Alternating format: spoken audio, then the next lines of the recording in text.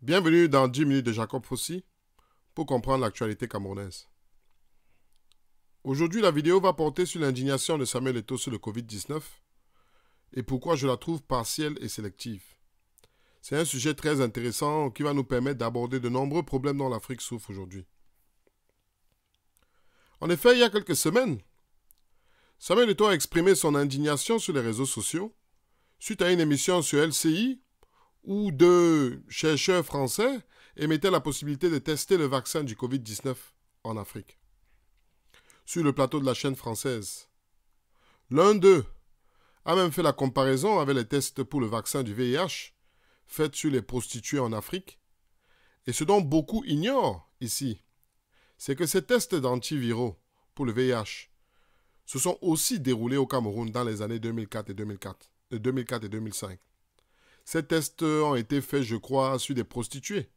Il y avait un accord pour pouvoir tester et voir si ces antiviraux-là vraiment pouvaient fonctionner. Et il faut savoir qu'en général, avant la commercialisation d'un produit pharmaceutique, il y a toujours des tests préalables. Et très souvent, on engage des personnes en tant que cobayes ou en échange d'une rémunération, ils sont sujets à des tests avec toutes les conséquences que ça peut engendrer comme effets secondaires, etc.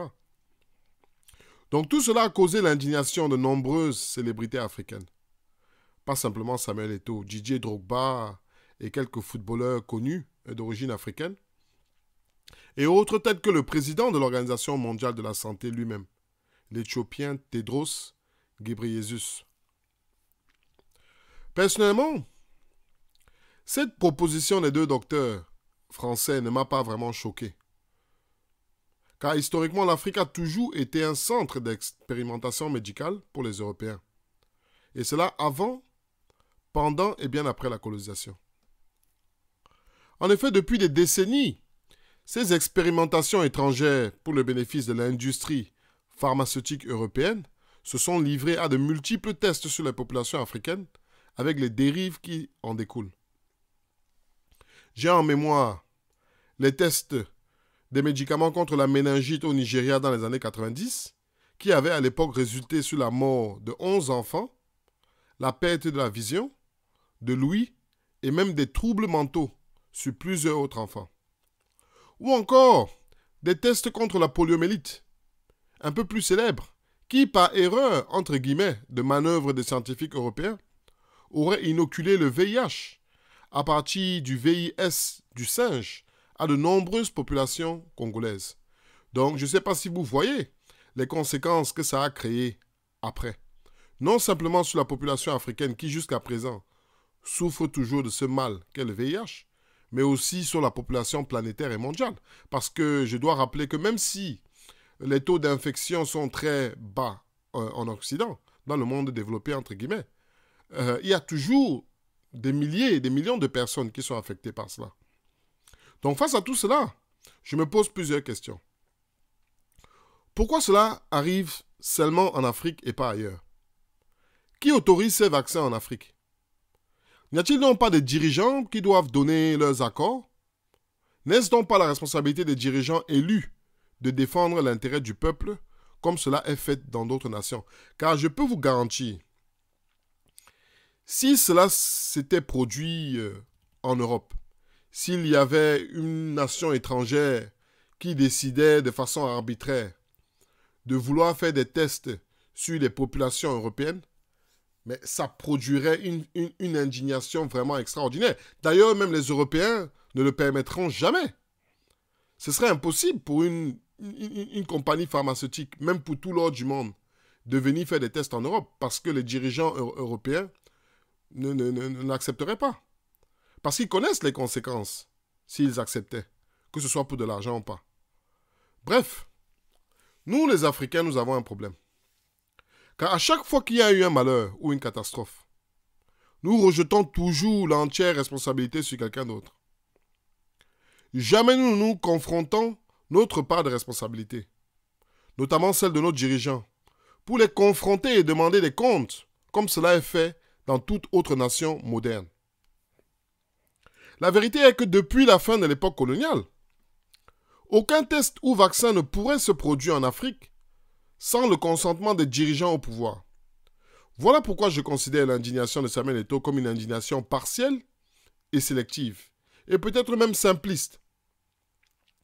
Partielle car cette indignation est en partie et ne concerne qu'une partie d'un tout, parce qu'il critique les tests sur le continent africain sans pour autant critiquer les dirigeants africains qui autorisent ces tests sur leur territoire, avec toutes les dérives que cela engendre. Ils participent, ces dirigeants, à cela.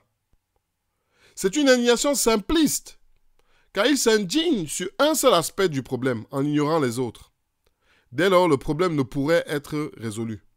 Et finalement, une indignation sélective, car en tant que Camerounais, il y a eu beaucoup d'autres crises qui se sont déroulées dans notre pays ces dernières années, ou même ces dernières semaines, qui auraient pu tout aussi bien susciter l'indignation de notre héros national. Cette sortie sélective de Samuel Eto'o, et même Didier Drogba, reflète le manque de prise de responsabilité de la part de nos élites africaines face aux crises qui minent le continent. Mais j'y reviendrai avec des arguments plus tard dans cette vidéo.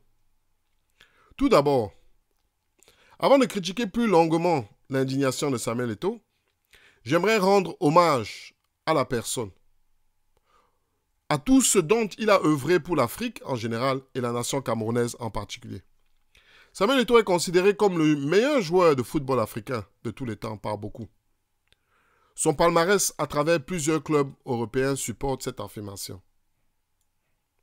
C'est un joueur africain qui a toujours fait preuve de caractère, notamment à chaque fois où il a pu être blessé pendant sa carrière. Je me souviens encore de ses célébrations provocantes vis-à-vis du Real Madrid lorsqu'il jouait encore à Majorque, ou même lors de la célébration du trophée de la Liga avec Barcelona, en réponse aux dirigeants madrilènes qui, malgré l'avoir acheté comme jeune joueur, n'ont jamais eu confiance en lui, et plus tard, après de multiples prêts dans différents clubs, finalement se sont débarrassés de lui. Je me souviens même de sa protestation courageuse, où lors d'un match de la Liga, face au racisme des supporters, décide de quitter le stade avant d'être découragé par ses coéquipiers. Ce qui motivera plus tard d'ailleurs ses multiples prises de position contre le racisme en Europe vis-à-vis des joueurs africains. Je n'oublie aussi pas les multiples dons à la nation camerounaise, à travers des bourses scolaires, des aides financières aux nécessiteux, et plus médiatiquement en 2017, la création du pavillon Samuel Eto'o à la Kintchini, Douala, suite à l'histoire tragique de Monique Kouma-Teleke en 2016, enceinte et abandonnée par le personnel médical, faute de 20 000 francs CFA pour ses soins. On se souvient même que face à l'indifférence du personnel médical, sa cousine a dû l'éventrer pour tenter de sauver ses jumeaux en vain. Ce drame a choqué la nation entière. Vous savez, un autre point de la contribution de Samuel Eto'o, et pas des moindres. Les nations vont en guerre pour mettre leur nom sur la carte du monde, ou en gros pour gagner de la notoriété en tant que nation. Samuel Eto'o a œuvré à travers les succès dans sa carrière sur le niveau national en Espagne, ou sur le niveau européen, ou même sur le niveau international avec l'équipe du Cameroun. Il a œuvré à améliorer la notoriété du Cameroun. La preuve, si vous êtes à l'étranger et que votre interlocuteur ne sait pas où est le Cameroun, très souvent la simple évocation du nom d'Eto'o suffit pour faire le rapprochement. Malgré tout cela, j'ai toujours été choqué et déçu de son absence plutôt de prise de position sur des événements majeurs qui affectent des millions de Camerounais, son pays, notre pays. Nous avons tous apprécié le don pour l'hôpital à la Kintchini de Douala. Donc, si les rumeurs sont exactes, lui aurait coûté la maudite somme de 500 millions de francs CFA. Mais beaucoup ont aussi été déçus par son mutisme ou son absence de critique sur les failles du système sanitaire camerounais. Ces critiques sont nécessaires pour mettre la pression sur le gouvernement, pour mettre en œuvre des mesures visant à éviter que des drames ne se reproduisent à l'avenir. Même si ce geste est apprécié, ce n'est pas la responsabilité à Samuel Eto'o d'assister un gouvernement incompétent. Donc quand il décide d'offrir ce pavillon Samuel Eto'o à la Cantini à Douala, sans pour autant demander des comptes ou émettre des critiques constructives, son silence peut apparaître comme complice. Nous vivons dans un pays qui a la possibilité de résoudre ces problèmes-là. Le vrai problème est l'absence de volonté politique et le mépris que ce régime a vis-à-vis d'un peuple dont il n'a même pas reçu l'autorité. À travers sa carrière, Samuel Eto'o a aussi critiqué la corruption de la Fédération camerounaise de football. Mais je suis tenté de lui poser cette question. Qui nomme le ministre des Sports? Et qui est celui qui place ces cadres incompétents et corrompus à des postes stratégiques? Si je prends l'exemple d'un orchestre. Vous savez, dans un orchestre, composé d'un chef d'orchestre qui dirige et coordonne l'action de plusieurs musiciens, si la musique est mauvaise, il serait maladroit de critiquer le violoniste et ignorer le chef de l'orchestre qui a la responsabilité d'encadrer, de coordonner ses talents et de mettre en valeur les talents de l'orchestre. Au Cameroun, Paul Biya est le chef d'orchestre. Mais jamais sa responsabilité n'est mise en cause comme cela se fait dans de nombreux pays souverains. Cette déception face à la corruption de la Fédération camerounaise de football de la part de Samuel Eto'o était curieuse. Surtout lorsque l'on sait qu'il apporte son soutien politique à un régime qui gouverne le Cameroun depuis 30 ans en toute violation des principes démocratiques. Voilà donc le deux poids, deux mesures. Comment peut-il se plaindre de la corruption au Cameroun, notamment du football camerounais, déplorer l'organisation sanitaire du pays au point de faire des dons, et en même temps supporter ce régime qui en porte la totale responsabilité? Pire même, il a longtemps participé à cette corruption en utilisant son influence pour faire taire ses critiques. J'ai en mémoire ici l'histoire sordide qu'il a eue avec une dénommée Nathalie Koa, avec toutes les violations de la loi et intimidations qui, avec son argent, il a toujours eu la possibilité de faire taire toute critique envers sa personne, même des journalistes. En cela donc, il participe de la corruption du pays, ce qui peut-être explique son mutisme. Voilà pourquoi son indignation ne m'émeut pas, et je la trouve sélective et partielle, si je voulais être impoli, même naïf. Depuis quelques années au Cameroun, il y a de nombreux événements qui auraient dû susciter son indignation. Les massacres des civils au nord du Cameroun, où le ministère de l'Information a même eu le culot d'accuser le Mali. Et là, on parlait d'une femme avec ses enfants. Dans les régions du nord-ouest, sud-ouest, Nozo, avec les exécutions dans les villes comme Garbou, dernièrement il y a quelques semaines, où des femmes enceintes et enfants sont massacrés le 14 février dernier. Paul Biya est aujourd'hui le boucher de la Saint-Valentin. Voilà à qui il a apporté son soutien politique durant les dernières élections. On parle ici du massacre de populations civiles et désarmées, de nombreux enfants et femmes enceintes. D'ailleurs, la même chose s'est produite il y a quelques jours encore dans un petit village, Small Babanki, au nord-ouest. On parle de 10 victimes innocentes. Pas même un tweet de Samuel Eto'o. Donc, selon Samuel Eto'o, la possibilité de test du Covid-19, je dis bien possibilité parce que c'était une proposition qui a été faite sur le plateau. En effet, les tests officiellement doivent être testés, je crois, en Australie et dans un pays d'Europe, dont l'Afrique n'était pas simplement le continent visé. Donc, cette simple possibilité en Afrique semble indigner Samuel Eto'o plus que des massacres perpétués à des kilomètres de sa propre ville natale, Douala. Je ne mentionne même pas ici les disparus de Bépanda, ou les massacres en 2008 de la population révoltée suite à la crise de la faim, parce qu'en plus de 30 années de règne, ce régime de cancre n'a pas utilisé les ressources du Cameroun pour assurer à son peuple l'autosuffisance alimentaire. les multiples et grossières fraudes électorales pendant la campagne présidentielle de 2018 et l'emprisonnement arbitraire de nombreux opposants du régime. Samuel, es-tu au courant d'un jeune homme nommé Wilfried Siewe, un ingénieur allemand d'origine camerounaise, emprisonné depuis maintenant 2 ans, simplement parce qu'il avait en sa possession l'ouvrage de Maurice Kamto? Il aurait aimé bénéficier de ton indignation. Il aurait aimé bénéficier d'un de tes tweets sur Twitter ou un message sur Instagram. Ces crimes ne seront jamais oubliés.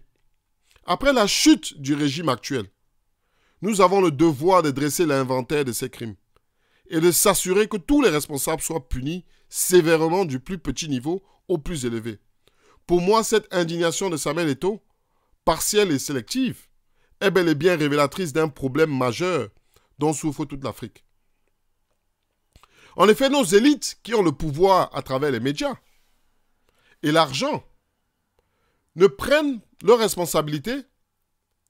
Nous savons tous la réalité des problèmes de l'Afrique, avec le soutien des puissances étrangères à des dirigeants incompétents et complices au pillage des ressources d'un continent entier.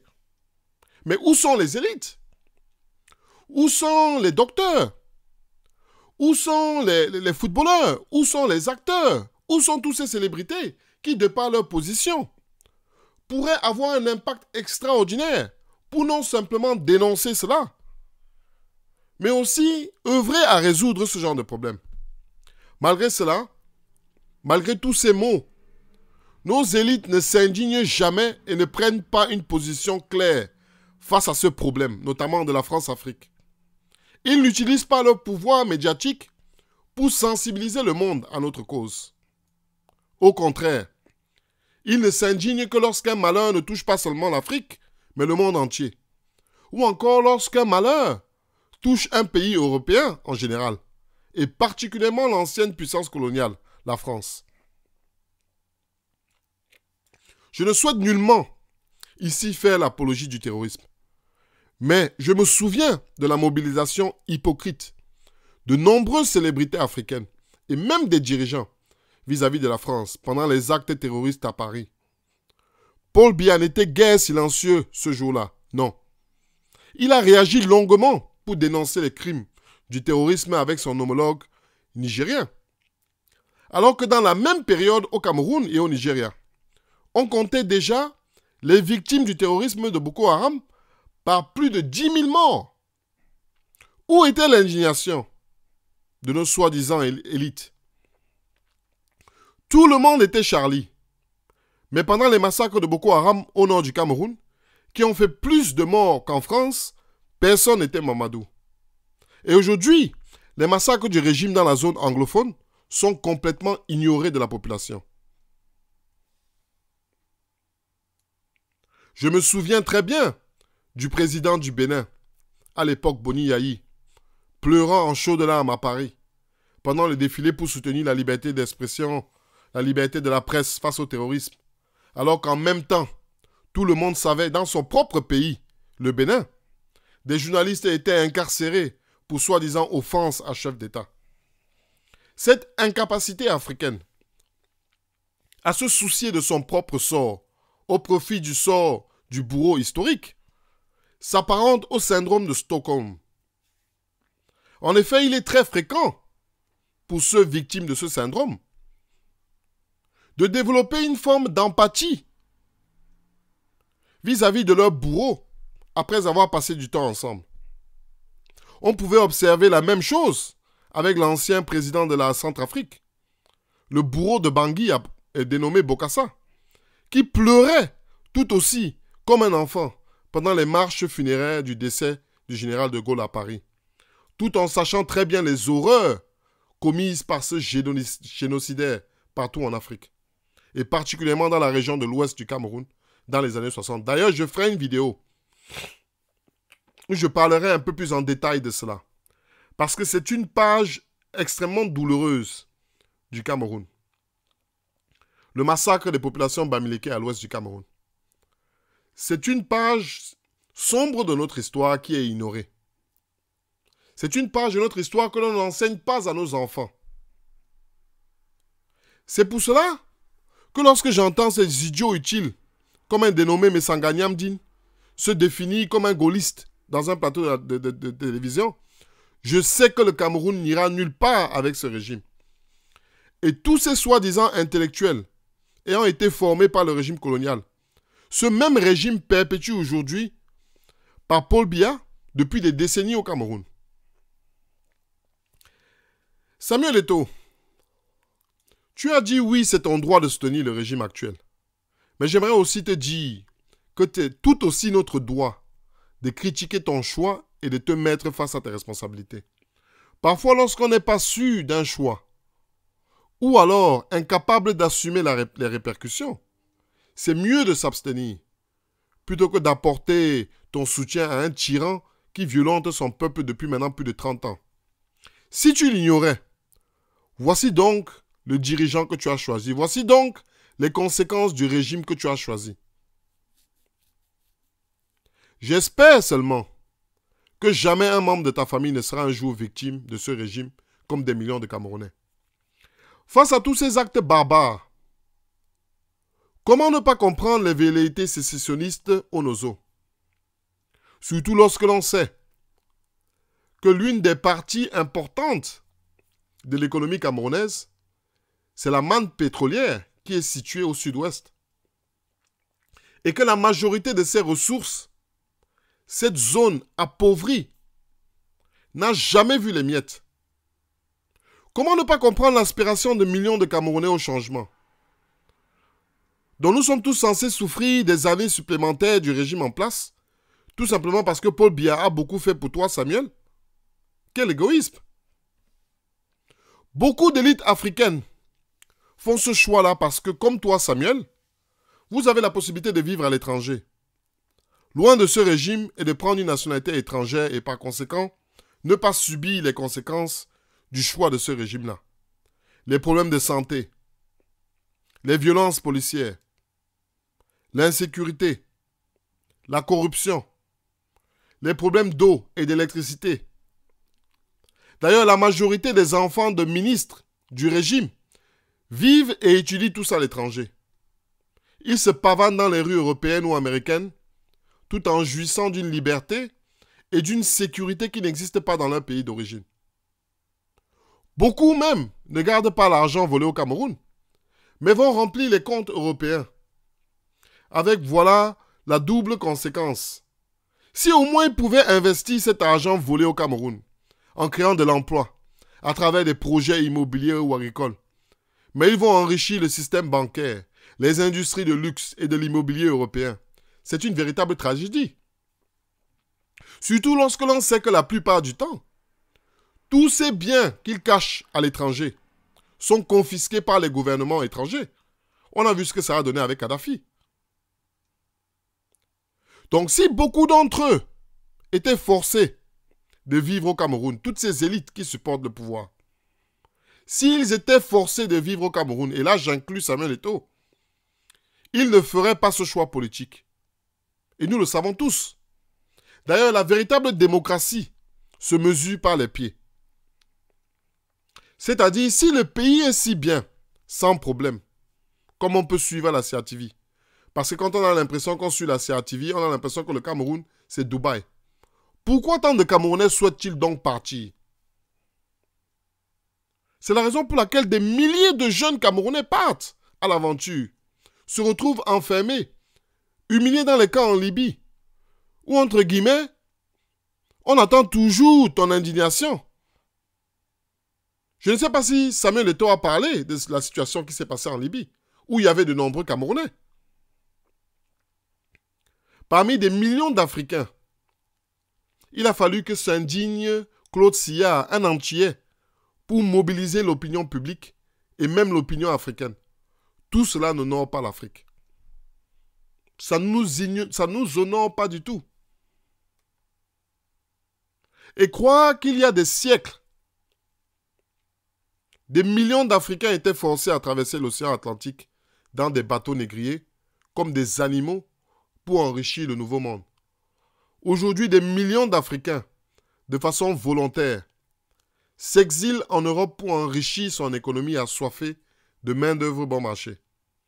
Ces mêmes élites africaines, traîtres de l'Afrique, qui pendant l'esclavage participaient à ce commerce ignoble, sont les mêmes aujourd'hui qui ne le dénoncent pas et continuent de supporter nos bourreaux intérieurs et extérieurs par le soutien ou leur silence.